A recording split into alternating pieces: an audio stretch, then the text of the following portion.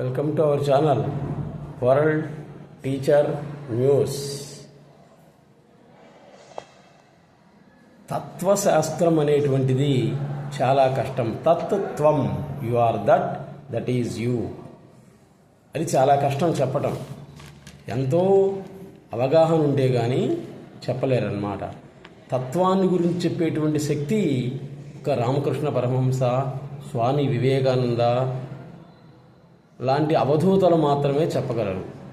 అటువంటి తత్వాన్ని తెలుసుకొని చెప్తూ ఉన్నటువంటి ఈ సద్గురు సుబ్రహ్మణ్యం గారు సాక్షాత్ అవధూతే అనడంలో సందేహమే లేదు. ఈ సద్గురు సుబ్రహ్మణ్యం గారు స్కూల్ హెడ్ మాస్టరు, రిజైన్ చేశారు. ఈరోజు వరల్డ్ టీచర్ అయ్యారు. మన ఛానల్కి వరల్డ్ టీచర్ అని పేరు పెట్టినటువంటి వాళ్ళు ఒక ఈ సద్గురు సుబ్రహ్మణ్యం గారు మాత్రమే. ఆయన ఒకసారి అందరూ కూడా దర్శించి తరించండి సద్గురు సుబ్రహ్మణ్యం గారిని. ఆయన చెప్పినటువంటి ఎన్నో విషయాలు ఈరోజు ప్రపంచవ్యాప్తమయ్యాయి. ఎంతోమంది ఆధ్యాత్మిక శాస్త్రవేత్తలు కూడా ఈరోజు సద్గురు సుబ్రహ్మణ్యం గారి దర్శనానికని శ్రీకాళహస్తి వస్తూ ఉన్నారు. ఒక్కటి ఆలోచించండి, 95 సంవత్సరాల ముసలాయన కోసం అమెరికాలో ఉన్నటువంటి వాళ్ళు శ్రీకాళహస్తిలో ఆశ్రమం కట్టిస్తున్నారు అంటే అది సామాన్యమా? ఒకసారి ఆలోచించండి. కాబట్టి ఆయనలో ఏడో మానవాతీతమైనటువంటి శక్తి అనేటువంటిది ఉన్నది అనటంలో సందేహమే లేదు. అందరూ ఒకసారి సద్గురు సుబ్రహ్మణ్యం గారిని దర్శించి తరించండి. మీకేమైనా కానీ మానసికపరమైనటువంటి, శారీరకపరమైనటువంటి, ఉద్యోగాలకు సంబంధించినటువంటి, విద్యకు సంబంధించినటువంటి సమస్యలు ఉన్నట్లయితే వాటిని ఆయనతోటి చెప్పి పరిష్కార మార్గాన్ని కనుక్కోండి. ఈ ఛానల్ వల్ల మనకు ఉపయోగం ఏంటి అంటే, ముఖ్యంగా నాకు ఉపయోగం ఏంటి అంటే, మన వీడియోలు చూసినటువంటి వాళ్ళు ఎంతోమంది, కనీసం ఒక 400 మంది సద్గురు సుబ్రహ్మణ్యం గారిని దర్శించి వాళ్ళకు ఉన్నటువంటి సమస్యలన్నీ కూడా వివరించి వాటికి పరిష్కార మార్గాన్ని కనుక్కొని నాకు ఫోన్ చేసి చెప్పారు. సార్, మీ ఛానల్ వల్లనే మీ వీడియోలన్నీ కూడా చూసి మేము సద్గురు సుబ్రహ్మణ్యం గారిని దర్శించి వచ్చాము. ఆయన స్పర్శ అనేటువంటిదే పూర్వజన్మ సుకృతం. ఇప్పుడు మాకు మనశ్శాంతిగా ఉంది అని చెప్పారు. కాబట్టి మన సబ్స్క్రైబర్లే కాకుండా మీకు తెలిసినటువంటి వాళ్ళు, బంధువులు కానీ స్నేహితులు కానీ ఉన్నట్లయితే వాళ్ళకి చెప్పి వరల్డ్ టీచర్ న్యూస్ అని సబ్స్క్రైబ్ చేయించి గురువు గారిని దర్శించి తరించండి. ఈయన చెప్తున్నాడు చూడండి, నీకు జైలు శిక్ష పడాలన్నా కానీ, చివరికి ఎవరో చేసినప్పుడు దొంగతనం నీ మీద పడాలన్నా కానీ, భార్యాపిల్లల వల్ల నీవు ఇబ్బంది పడాలన్నా కానీ, నీ వల్ల సమాజం ఇబ్బంది పడాలన్నా కానీ, ప్రతి దానికి కూడా కారణం ఏంటి అంటే ఒక నీ మైండే అని చెప్తున్నాడు అన్నమాట. మనస్సే ప్రధానం. మనస్సును జయించినటువంటి వాళ్ళు కాబట్టి వాళ్ళు మహర్షులు అయ్యారు. అది చెప్పినట్టు వింటాం కాబట్టి మనం మనుషులం అయ్యాం. కాబట్టి దేన్నో త్యాగం చేయటం కాదు, త్యాగాన్నే త్యాగం చెయ్యి అని చెప్తున్నారు సద్గురు సుబ్రహ్మణ్యం గారు. అన్నిటి కూడా మూల కారణం ఏంటి అంటే మనస్సే అని చెప్తున్నాడు అన్నమాట ఈయన. కాబట్టి మైండ్ ఈజ్ మెయిన్ ఆపితే మొత్తం ఆగిపోతాయి లైట్లన్నీ. అదేవిధంగా నీ మనస్సు అనేటువంటిది ఎప్పుడైతే ఆగిపోతుందో అప్పుడు మిగిలిన అవయవాలన్నీ కూడా పనిచేయవు. కాబట్టి మనస్సే మూల కారణం అన్నిటికీ అని చెప్తున్నారు చూడండి.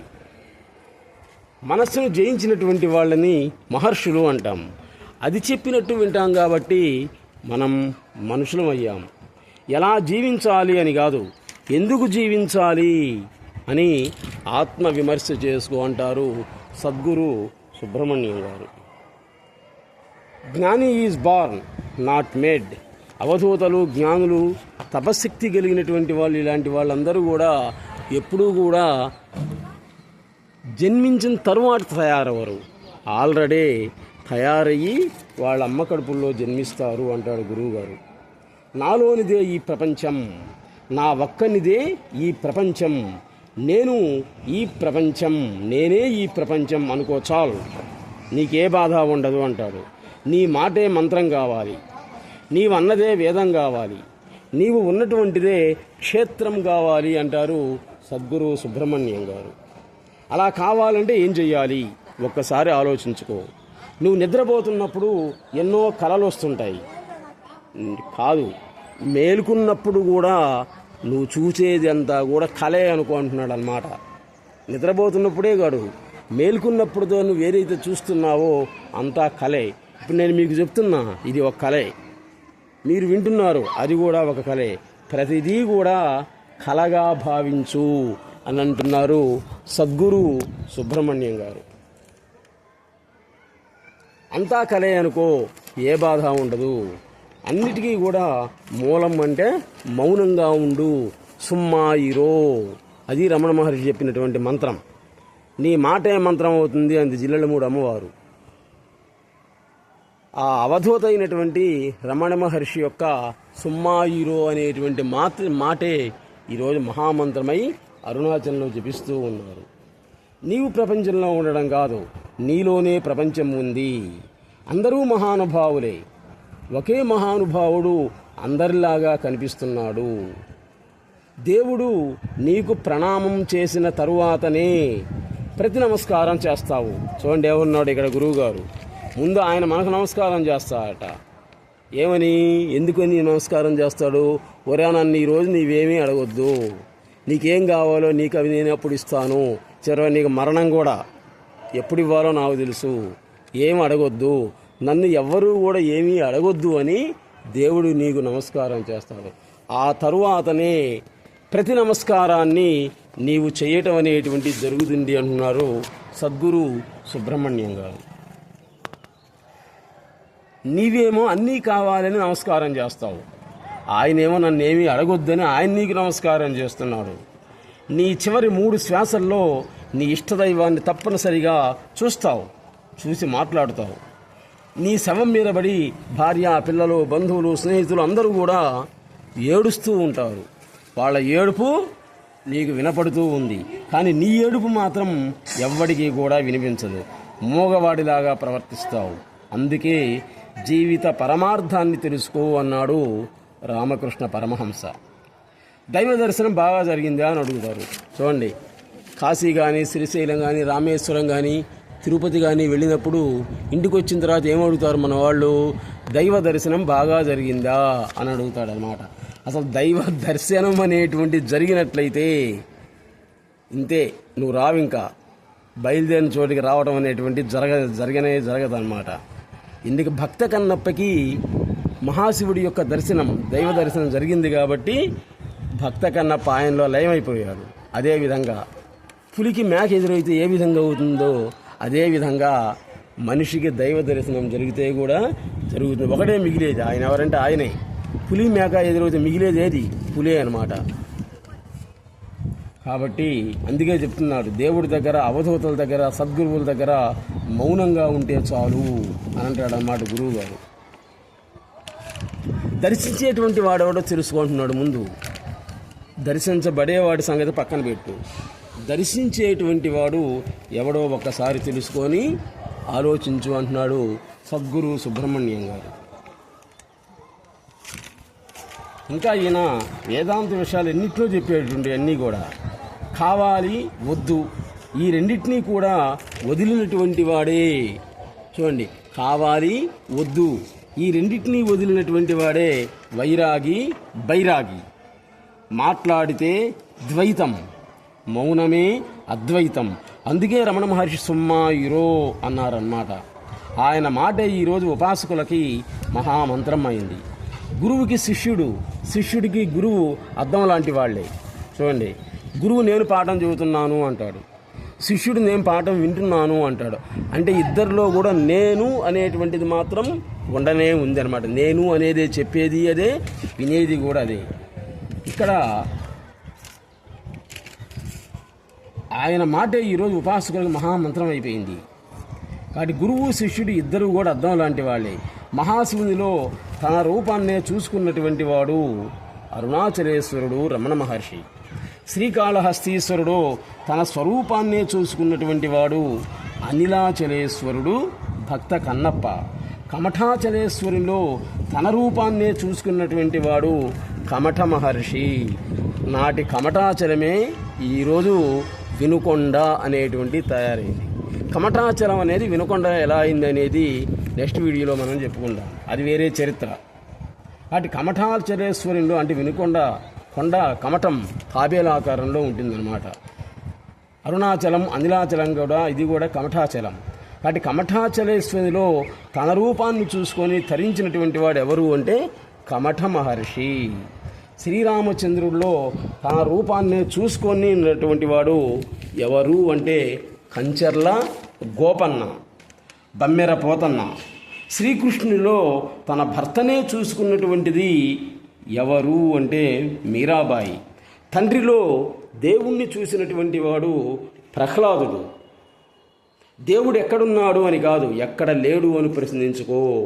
అందుకే భాగవతంలో చెప్తాడు, అందుగలడిందు లేడును సందేహము వలదు అని చెప్పాడనమాట. సర్వం దేవమయం జగత్ అన్నాడు హరిశంకరాచార్యులు.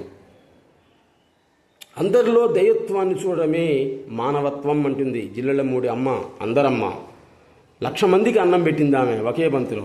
ఈరోజు కూడా జిల్లెళ్ళమూడికి ఎంతమంది పోయినా కానీ ఆ కమిటీ వాళ్ళు పాపం భోజనం పెడుతూనే ఉన్నారనమాట, ఏ టైంలో పోయినా అని. అది గొప్పతనం. ఆమె చెప్తుంది, అందరిలో దైవత్వాన్నే చూడు, నీ పిల్లల్లో ఏది చూస్తున్నావో అందరిలో అదే చూడు అంటుంది ఆమె అనసూయమ్మ, జిల్లెళ్ళమూడి అమ్మ, అందరమ్మ. You keep some distance from you, నీకు నీవే ఒక్క అడుగు ఎడంగా ఉండి చాలు. ఎవ్రీ మూమెంట్ ఈజ్ గాడ్, నువ్వేసేటువంటి ప్రతి అడుగు కూడా గాడ్, దేవుడికి సంబంధించినటువంటిదే అంటారు సద్గురు సుబ్రహ్మణ్యం గారు. నీ శరీరంలో ఉండేటువంటి అవయవాలు ముక్కు, కళ్ళు, చెవి, పొట్ట, కాళ్ళు, చేతులు ఇవి పనిచేస్తున్నాయి అంటే వాటి చేత పని చేయించేటువంటి వాడు ఎవడో ఉన్నాడనమాట. అందువల్ల అవన్నీ కూడా పనిచేస్తున్నాయి. నీ శరీరంలో ఉండేటువంటి అవయవాలు ఒక్కొక్క అవయవం పనిచేయడం ఆగిపోయిందనుకోండి, ఇంకా నువ్వు దైవత్వానికి దగ్గరవుతున్నట్లే, అంటే మరణావస్థకు దగ్గరవుతున్నట్లే అంటాడు సద్గురు సుబ్రహ్మణ్యం గారు. కాబట్టి every moment is God, you dilute yourself that you are moving. ప్రతి కదలిక కూడా ఆయందే, నాది అని నువ్వు భ్రాంతి పరుతున్నావు అన్నమాట. నీది కానే కాదు, నీ చేత చేయించేటువంటి వాడు ఆయనే. ప్రతి దానికి నేనే కర్తను అనుకోవడం నీ భ్రమ, నువ్వు దేనికి కర్తవు కానే కాదు. Stop comparing with others, you are God, that is you. కాబట్టి ఎదుటివాడితోటి కంపేరింగ్, ఎదుటివాడితోటి పోల్చుకోవడం అనేటువంటి దాన్ని మానుకో అంటున్నాడు అనమాట. ఎదుటివాడితో పోల్చుకోవడం మానుకున్నట్లయితే చాలు, నీవు అనుకున్నటువంటి దాన్ని సాధిస్తావు. యు ఆర్ గాడ్, నీవే దైవత్వానివి అని సద్గురు సుబ్రహ్మణ్యం గారు ఎన్నో ప్రవచనాలలో చెప్పారు.